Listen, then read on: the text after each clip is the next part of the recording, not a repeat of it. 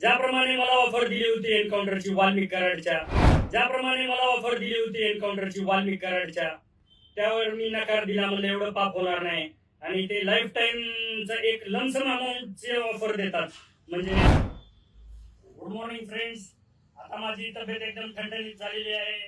आता मी आलेलो आहे माझ्या रूमवरती आणि आत्ताच न्यूज बघितली की अक्षय शिंदे एन्काउंटर प्रकरणात 5 पोलिसांवर गुन्हे दाखल करा आणि SIT बसवा.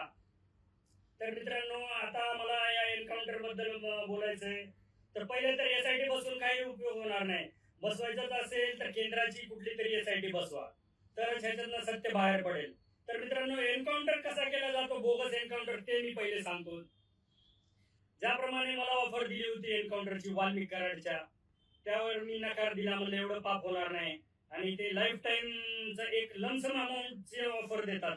म्हणजे 10 करोड, 20 करोड, 50 करोड अशी एक ऑफर देतात. तुम्ही बोलाल तेवढी ऑफर असते त्या एन्काउंटरला. आणि तो माणूस कुठेही असेल तर त्याला त्या ठिकाणी बोलावून घेतात. जसं मी सायबरला होतो, सायबरचा आणि इकडला काही संबंध होता का? नाही. तर त्यांना माहित होता की हा माणूस करू शकतो, याच्यामध्ये दम आहे, गट्स आहेत. तर मी माझा मोठेपणा सांगत नाही, नाहीतर अजून माझे ते सोडलेले कुत्रे आहेत ना, ते भुकतील माझ्या अंगावर. तर मी काय तो मोठेपणा सोडत नाही. पण मित्रांनो, एन्काउंटर कसा, आता ऐका एन्काउंटर कसा बोगस केला जातो.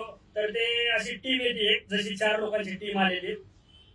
पहिले मुख्यमंत्री आणि दोन्ही उपमुख्यमंत्री आणि गृह सचिव वगैरे यांची एक बैठक होते, गुप्त बैठक, एकदम सिक्रेट ठिकाणी. आणि विचार केला जातो की त्यावर काय करायचं.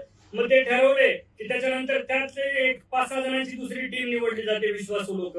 आणि मग त्या ठिकाणी जातात ते, जसं अक्षय शिंदेच्या ठिकाणी गेले असतील. आणि मग त्या ठिकाणी जाऊन एक टीम तयार करतात. तिथली एक अधिकारी, 2 अंमलदार, म्हणजे 3 अंमलदार, 1 हवालदार, असे टीम तयार करतात. आणि त्यांना सांगतात की एक लमसम अमाऊंटची ऑफर देतात. लमसम अमाऊंट देऊन टाकतात.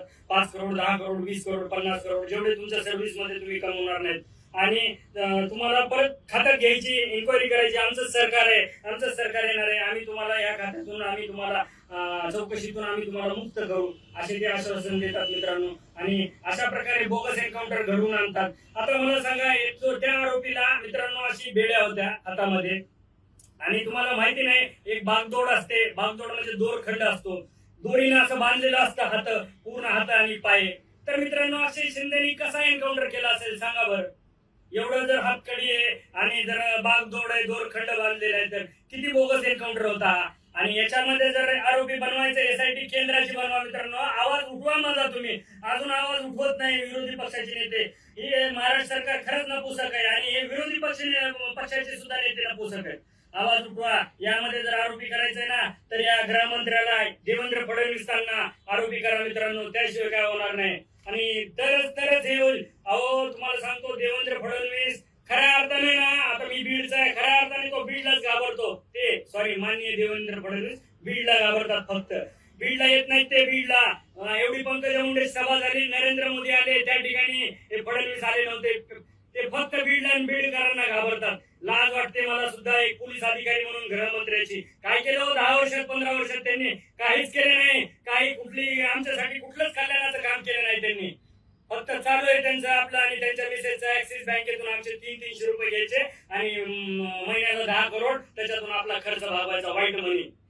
बघा मित्रांनो, आवाज उठवा. अजून सुद्धा मी आवाज उठवतोय, तर तुम्ही काय सांगताय? तुम्हाला तर फक्त शेअर करायचंय. माझ्या रणजित रेड्डी कासले ID ला मला फॉलो करायचंय आणि पुन्हा हे करायचं, पुढे पाठवायचंय. तुम्हाला काय करायचंय घर बसल्या? एवढं करा मित्रांनो. बघा महाराष्ट्रात भूकंप येतो की नाही.